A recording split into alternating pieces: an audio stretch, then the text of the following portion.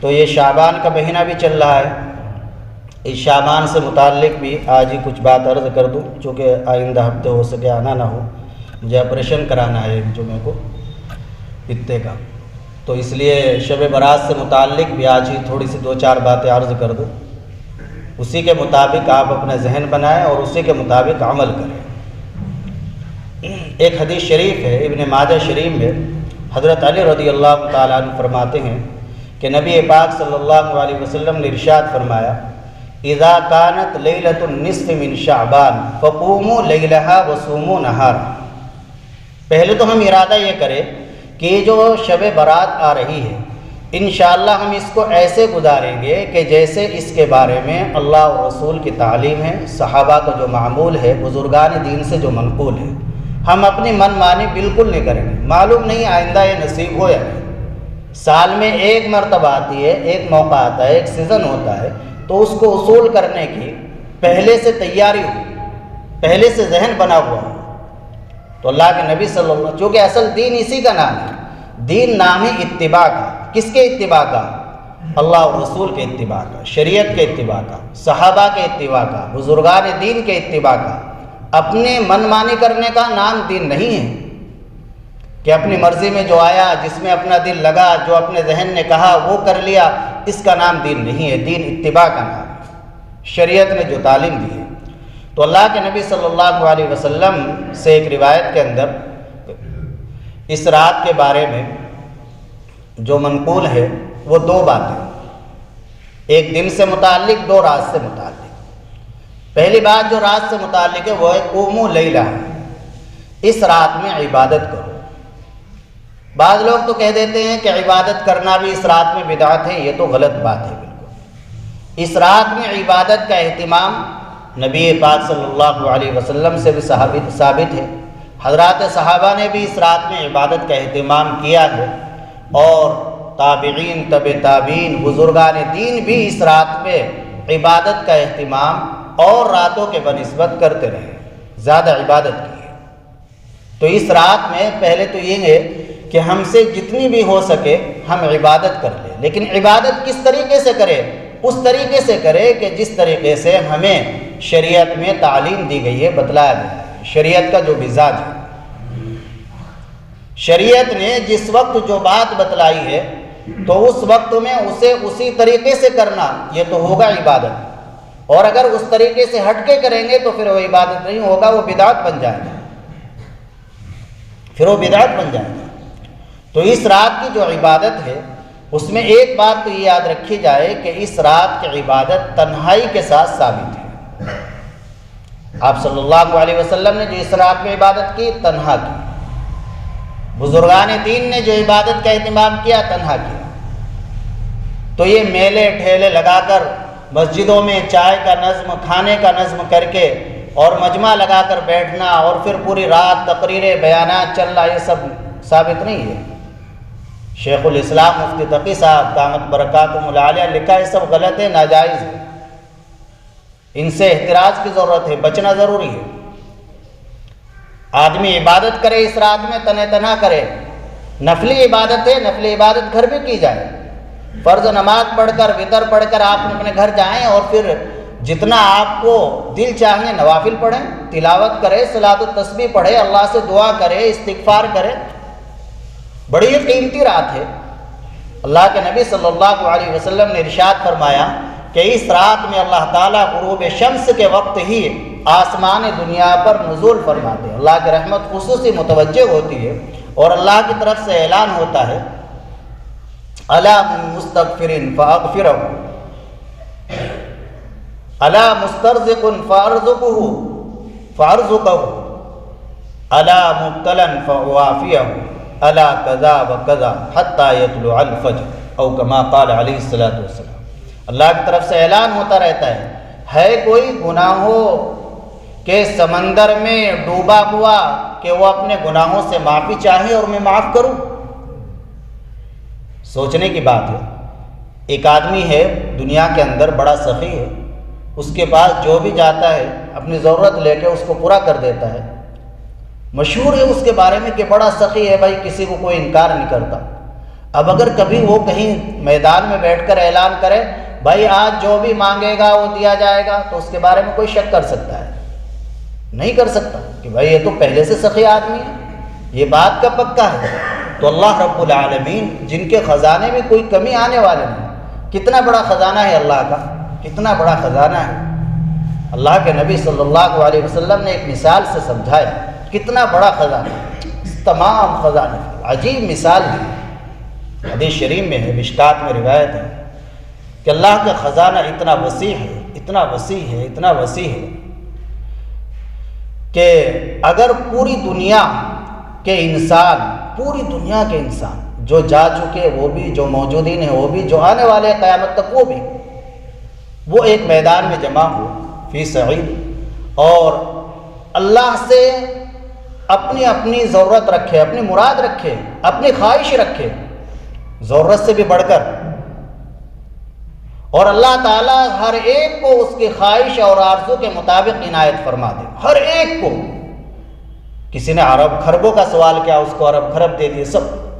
تو اللہ کے خزانہ اتنا وسیع ہے، اتنا وسیع ہے کہ اس میں اتنی بھی کمی نہیں آئے گی کہ اگر جتنی کہ چڑیا سمندر سے پانی پیے تو اس کی چونچ پر جو پانی لگ جاتا ہے، اتنی بھی کمی نہیں آتی۔ کیا پانی لگتا ہے؟ ذرہ کچھ بھی کمی آنے والی نہیں، اتنا بڑا خزانہ ہے۔ تو اللہ اعلان فرماتے ہیں ہے کوئی معافی طلب کرنے والا اپنے گناہوں سے میں معاف کروں؟ اللہ اکبر، کتنی بڑی بات ہے۔ تو اصل تو مغرب کے بعد سے ہی شروع کر دے، اللہ مجھے معاف کر دے۔ اللہ اگر معافی ہو گئی تو بس سارے کام بنتے چلے جائیں گے، اگر معافی ہو گئی تو سارے کام پھر بنتے چلے جائیں گے۔ پہلا کام یہی ہے، شروع بھی یہی کیا۔ اور ایک نقطہ لکھا ہے علماء نے، محدثین نے، کہ علام مستغفرین، میں جو عرض کر رہا ہوں کہ تنہا عبادت کرے اس رات میں، تو اس لفظ سے اشارہ مل رہا ہے۔ اللہ یہ نہیں فرما رہے علام مستغفرین، ہے مغفرت چاہنے والے کہ میں ان کی مغفرت کروں، ہے کوئی مغفرت چاہنے والا تنہائی میں اکیلا کہ میں اس کی مغفرت کروں۔ معلوم ہوا تنہائی میں مجمع بنا کر دیں، اس سال کر کے دیکھ لو، کر کے دیکھ لو، انشاءاللہ کرنا ہے، ایسے ہی کرنا ہے۔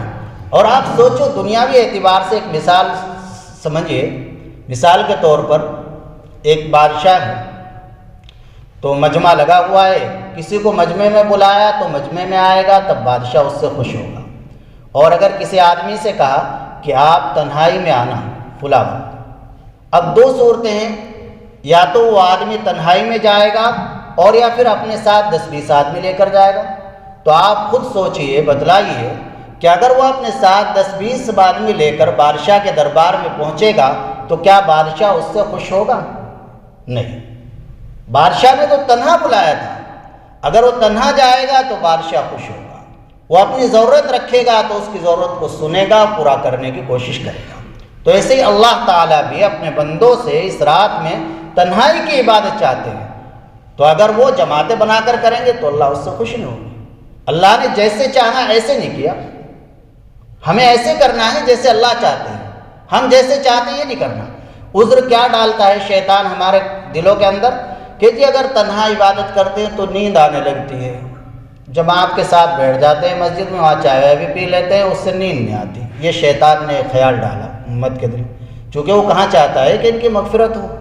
اس میں تو اللہ کے نبی یہ فرما رہے ہیں کہ ایک قبیلہ تھا عرب کے اندر، قبیلہ بنو کلب، اس کو خوب بکریاں رکھا کرتا تھا، خوب بکریوں میں مشہور تھا کہ قبیلہ کلب کی بکریوں کے بال کتنے ہوتے ہیں بکری کے، اس سے بھی زیادہ لوگوں کی اللہ تعالیٰ اس رات میں مغفرت فرماتے ہیں۔ تو شیطان کی پوری کوشش رہتی ہے کہ ان ایمان والوں سے ایسا کام کرا دو جو بدعت کے دائرے میں آ جائے اور یہ مغفرت سے محروم ہو جائے، ایسا کام کرا دو۔ یہ پوری کوشش رہتی ہے اس کے شیطان کی، پوری کوشش، پوری اڑی چوٹی کا زور لگاتا ہے۔ تو اس لیے ایسا کوئی کام نہیں کرنا۔ نیند اگر آ جائے تو کیا ہوا، جب تک آپ عبادت بشاشت سے کرتے رہیں، جب آپ کو نیند آنے لگے تو سو جائیں، یہ بھی سنت ہے۔ سنت کیسے ہے؟ سنت ایسے ہے، کتابوں میں لکھا ہے کہ آدمی تلاوت کر رہا ہے، تلاوت کرتے کرتے نیند آ جائے تو نیند آتے ہوئے نہ پڑھیں، کوئی غلط لفظ پڑھا جائے گا، سو جائے، پھر جب نیند پوری ہو جائے اٹھ کر پھر پڑھ لیں۔ تو ایسے عبادت کرتے کرتے تنہا گھر میں نیند آ رہی ہے تو سو جاؤ، سنت سمجھ کر، اس سونے پر بھی ثواب ملے گا، اس سونے پر بھی ثواب ملے گا۔ پھر آنکھ کھلے پھر عبادت پہ لگ جاؤ۔ اللہ کی مرضی کے مطابق ایک لمحے اور سیکنڈ کی عبادت ہو گئی سنت کے مطابق، تو وہ گھنٹوں کی اس عبادت سے بہتر ہے جو سنت کے خلاف ہے۔ ہم تنہا گھر میں عبادت کریں گے، سنت کے مطابق کام ہو رہا ہے، اور مجمع میں بیٹھیں گے، مسجدوں میں جماعتیں بنا کر بیٹھیں گے، سنت کے خلاف کام ہو رہا ہے، تو وہاں آپ نے آدھا گھنٹہ بیٹھ کر لی، یہاں پوری رات جاگتے رہے، تو وہ آدھے گھنٹے کا افضل ہوگا۔ حضرت مفتی تقی صاحب کے شیخ ہیں حضرت مولانا ڈاکٹر عبدالحی رحمہ اللہ، تو فرماتے ہیں کہ ہم سجدے میں جاتے ہیں اور سبحان ربی الاعلیٰ سبحان ربی الاعلیٰ مشین کی طرح دن رات ہم نمازیں جو پڑھتے ہیں، نوافل بھی سینکڑوں بار، لیکن فرماتے ہیں کہ اگر ایک مرتبہ اخلاص سے دل لگا کر سجدے میں سبحان ربی الاعلیٰ کہا گیا تو وہ ایک ہی مرتبہ کا کہا ہوا سبحان ربی الاعلیٰ بیڑا پار کرنے کے لیے کافی ہے۔ تو چاہے تھوڑی عبادت ہو لیکن وہ سنت کے مطابق ہو۔ اللہ کے یہاں اعمال کی کثرت کو نہیں دیکھا جاتا، اعمال کے وزن کو دیکھا جاتا ہے۔ اللہ نے قرآن میں جو فرمایا، کہیں یہ نہیں آیا لیبلوکم ایکم اکثر عملا، کہ اللہ یہ دیکھنا چاہتے ہیں تم میں زیادہ عمل کرنے والا کون ہے، یہ نہیں آیا، بلکہ یہ لیبلوکم ایکم احسن عملا۔ اللہ یہ دیکھنا چاہتے ہیں کہ تم میں اچھا عمل کرنے والا کون ہے، کس کا عمل وزنی ہے، کس کا عمل وزنی ہے۔ تھوڑی چیز میں زیادہ وزن ہو سکتا ہے، دیکھنے میں چھوٹی سی معلوم ہو رہی ہے لیکن ایسا ممکن ہے اس میں زیادہ وزن ہو۔ گھاس پھوس ہے، اس میں کیا وزن ہوتا ہے، لوہا ہے اور وزنی چیز ہے ان میں وزن ہوتا ہے، تو اپنے اعمال کو وزنی بنائیں۔ خیر، پہلی بات تو یہ ہو گئی کہ اس رات میں عبادت کرنی ہے، تنہا کرنی ہے۔ پھر ایک ذہن میں رکھے بات، مرد حضرات تو ایسا نہیں کرتے، ایسا خواتین کرتی ہیں، ان کو بتلائے خاص طور سے۔ اس موقع پر کچھ پرچے بھی تقسیم کیے جاتے ہیں اور ان پرچوں میں لکھا ہوا ہوتا ہے کہ 2 رکعت پڑھے اور ہر رکعت میں اتنی مرتبہ فلاں سورت پڑھے، اتنی مرتبہ فلاں سورت۔ اس طرح کی کوئی نماز حدیث سے ثابت نہیں ہے، ان کو منع کیا جائے۔ جو چیز ثابت نہیں اس کو کیوں کرے، اپنی طرف سے کیوں کرنا ہے؟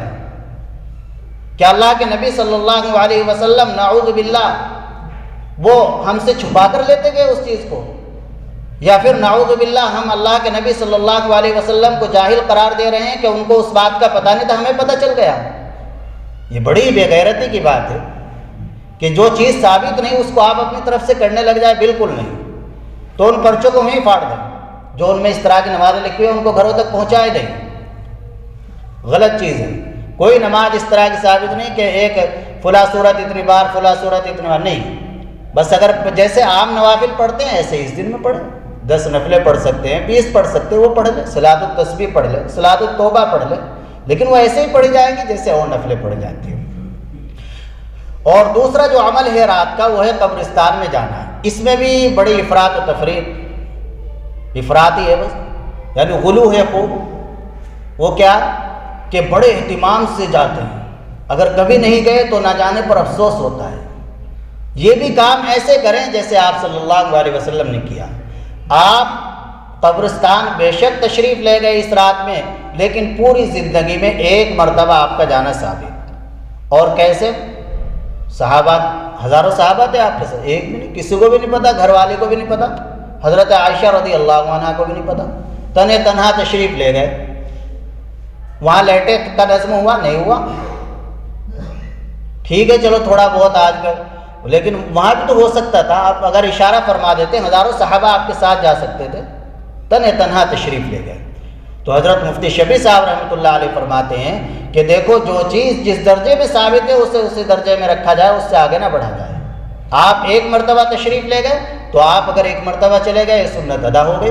یہ نہیں کہ ہمیشہ اہتمام کے ساتھ جانا ہی ہے، نہیں گئے تو اس پر افسوس اور یہ ایک دوسرے کو برا بلا کرنا، نہیں، بلکہ گھر بیٹھے ہی سال ثواب کر دے، کبھی چلے جائیں کبھی نہ جائیں، اور جائیں تو بس اسی طریقے سے جائیں جیسے آپ صلی اللہ علیہ وسلم تشریف لے گئے تھے۔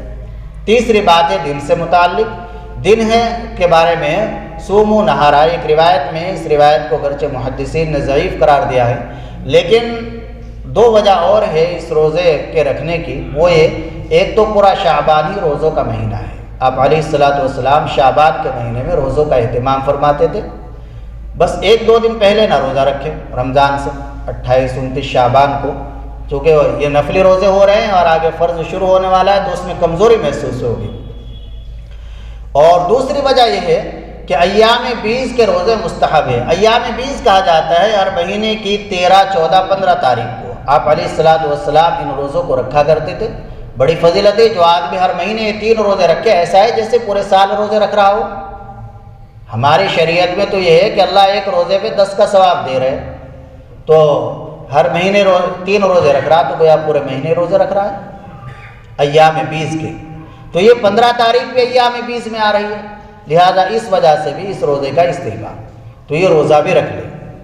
اگر کوئی عذر نہیں ہے رکھ سکتے ہیں تو روزے کا بھی اہتمام کر لیں۔ اور دوسرے حلوہ بنانا یہ چھوٹ نہیں رہا ہے، کچھ بھی کہہ لو، آپ کچھ بھی سناتے رہو، ہم حلوہ نہیں چھوڑنے دیں۔ کچھ بھی بدل جائے، دنیا کہیں سے کہیں چلے جائے، لیکن حلوہ ضرور بننا ہے۔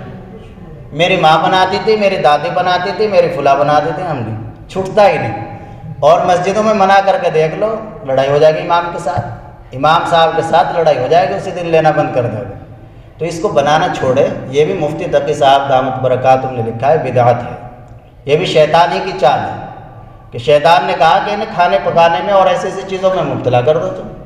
تو یہ سمجھنا حلوہ اسی دن بنانا اور نہیں بنا تو اس پر افسوس، ہمارا تو وہ اس دن حلوہ بھی نہیں بناتے، یہ بھی بدعت ہے سب۔ اور دن پورے سال آپ حلوہ بنائیں، کھائیں، کھلائیں، کون منع کر رہا ہے، لیکن خاص اسی دن یہ غلط ہے۔ پھر آخری جو بات ہے وہ یہ کہ کچھ لوگ ایسے ہیں جن کی اس دن رات میں بھی مغفرت نہیں ہوتی، ان میں کینہ باز، کسی سے بغض ہے، عداوت ہے، والدین کا نافرمان ہے، ٹخنوں سے نیچے پاجامہ رکھنے والا، اس میں بھی غفلت سے ہو جاتی ہے، اس کا بھی خیال رکھا کرے۔ یہ ٹخنوں سے نیچے پاجامہ رکھنا یہ بھی حرام ہے، نماز سے باہر بھی حرام ہے۔ نماز میں تو ایک صحابی کو آپ نے دیکھ لیا، آپ نے فرمایا ارجع فصلی، چل دوبارہ پڑھ نماز، یہاں تک فرمایا۔ چونکہ جو نماز اس طرح ہوگی، ٹخنوں سے نیچے پاجامہ ہے، پینٹ ہے، تو وہ نماز مکروہ تحریمی ہوگی، اور جو نماز کراہت تحریمی کے ساتھ ادا کی جائے وہ واجب الاعادہ ہے، اس کو لوٹایا جائے گا۔ والدین سے کچھ انبن ہو چل رہی ہے تو والدین سے معافی مانگ لے، کسی اور سے کچھ دشمنی ہے، عداوت ہے، بات چیت بند ہے تو اپنی صلح کر لے، اس رات سے پہلے۔ بڑی قیمتی رات ہے، اللہ کی طرف سے اعلان ہوتا ہے کوئی روزی طلب کرنے والا میں اس کو روزی دوں۔ روزی کی وجہ سے کتنے مسلمان پریشان ہیں۔ ہے کوئی مصیبت زدہ پریشانی کے عالم میں کسی بھی اعتبار سے پریشانی ہو کہ میں اس کو عافیت دوں، والا قضا، ہے کوئی قرض والا مقروض کہ میں اس کے قرض کا ادا کروں، تو اللہ سے مانگنا چاہیے۔ اللہ ہم سب کو عمل کی توفیق عطا فرمائے۔ ہاں، ایک وہ ہمارے حضرت مولانا سجاد نعمانی بڑے آدمی ہیں اور بڑی فکر ہے امت کی، تو ان کا ایک پیغام ہے الیکشن کے نتائج سے پہلے، آج ہی کی رات کر لے، کل بھی پڑھ لے، وہ یہ کہ ہر آدمی جو ہے 700 مرتبہ تو درود شریف جو نماز میں پڑھتے ہیں، اللہم صلی علی مبارک، سب کو یاد ہے، اور 300 مرتبہ لا حول ولا قوت الا باللہ، اتنا لا حول ولا قوت الا باللہ، تو اللہ تعالیٰ شرور و فتن سے، دشمنوں کے جو غلط تدبیریں ہیں اور غلط ارادے ہیں مسلمانوں سے متعلق، انشاءاللہ ان کو ان کے ارادوں میں ناکام کریں گے، اور اللہ تعالیٰ شرور و فتن سے امت کی حفاظت فرمائیں گے۔ تو اس کا اہتمام کرنا چاہیے۔ جب اپنے بڑوں کی ہدایت ہے، بڑوں کا پیغام ہے، خواتین کو بھی بتلائے، گھروں میں بچیوں کو، عورتوں کو، کہ 700 مرتبہ درود شریف جو نماز میں پڑھتے ہیں وہی درود شریف، اور 300 مرتبہ لا حول ولا قوت الا باللہ، اتنا ہی فرمایا حضرت نے، اتنا ہی پڑھیں، لا حول ولا قوت الا باللہ، تو انشاءاللہ اس پر عمل کریں۔ الحمدللہ رب العالمین، اللہم اجعل صلواتک ورحمتک وبرکاتک علی سید المرسلین امام المتقین وخاتم النبیین محمد عبدک ورسولک امام الخیر وقائد الخیر ورسول الرحمہ، اللهم ابعثه مقاما محمودا يغبط به الاولون والاخرون، اللهم صل على محمد وعلى ال محمد كما صليت على ابراهيم وعلى ال ابراهيم انك حميد مجيد، اللهم بارك على محمد وعلى ال محمد كما باركت على ابراهيم وعلى ال ابراهيم انك حميد مجيد، ربنا ظلمنا انفسنا وان لم تغفر لنا وترحمنا لنكونن من الخاسرين، ربنا آتنا في الدنيا حسنه وفي الاخره حسنه وقنا عذاب النار، النار۔ یا اللہ ہم گناہ گار ہیں، خطاوار ہیں، اپنے تمام گناہوں سے توبہ کرتے ہیں۔ مولا کریم ہم اقراری مجرم ہیں، یا اللہ اپنی دریائے رحمت سے ہمیں معاف فرما دے، پوری امت کو معاف فرما دے۔ یا اللہ پوری امت کے حال پر رحم فرما، یا اللہ دشمنوں سے حفاظت فرما، شریروں کے شر سے حفاظت فرما، مسلمانوں اور اسلام کے جو دشمن ہیں یا اللہ ان کے جو غلط ارادے ہیں اسلام اور مسلمانوں سے متعلق، مولا کریم ان کے غلط ارادوں میں ان کو ناکام فرما۔ یا اللہ انہیں یا اللہ ہدایت نصیب فرما، یا اللہ ان شریروں کے شر سے تمام مسلمانوں کی حفاظت فرما۔ یا اللہ ہر طرح کے خیر مقدر فرما، یا اللہ ہر طرح کے خیر مقدر فرما، ہر طرح کے شرور و فتن سے حفاظت فرما۔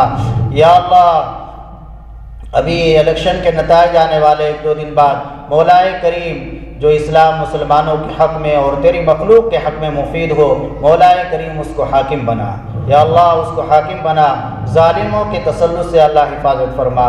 یا اللہ ہمارے گناہوں کی وجہ سے یہ سب آفتیں آتی ہیں، مولا کریم ہم توبہ کرتے ہیں، یا اللہ ہمیں معاف فرما دے، پوری امت ہی کو معاف فرما دے۔ یا اللہ رحم کا، کرم کا، عفو کا معاملہ فرما، یا اللہ رحم کا، کرم کا، عفو کا معاملہ فرما، یسر و سہولت کا معاملہ فرما۔ یا اللہ بیماروں کو صحت کاملہ نصیب فرما۔ یا اللہ حاضرین کے جو جائز مقاصد آپ خوب جاننے والے ہیں، علیم بذات الصدور ہے، مولا کریم اپنی دریائے رحمت سے سب کے جائز مقاصد کو پورا فرما، جائز ضروریات کو پورا فرما۔ یا اللہ ہمارے علم و عمل میں برکت عطا فرما۔ یا اللہ ہماری زندگی کو، ہماری نسلوں کو اپنے دین کی خدمت کے لیے قبول فرما لے، شریعت کا اتباع کرنے کی توفیق عطا فرما۔ یا اللہ ماہ مبارک آ رہا ہے، مولا کریم ہمیں اس کی تیاری کی توفیق نصیب فرما، خیر و عافیت کے ساتھ یہ مبارک مہینہ ہمیں نصیب فرما۔ یا اللہ ایک شب برات بڑی اہم رات ہے، اس کو یا اللہ ہمیں اپنی مرضی کے مطابق اس میں اعمال کرنے کی توفیق نصیب فرما، اسے وصول کرنے کی توفیق عطا فرما، ضائع کرنے سے اللہ ہماری حفاظت فرما۔ ایسی مبارک راتیں خیر و عافیت کے ساتھ ہمیں خوب نصیب فرما۔ یا اللہ ہم سے مانگنا نہیں آتا لیکن آپ کو دینا آتا ہے، مولا کریم جو بھی ہمارے لیے دارین کے لحاظ سے خیر وہ سب عطا فرما، جو ہمارے لیے شر ہے اس سے حفاظت فرما۔ یا اللہ ہماری دعا کو اپنے فضل و کرم سے قبول فرما۔ صلی اللہ تعالی علی خیر خلق محمد۔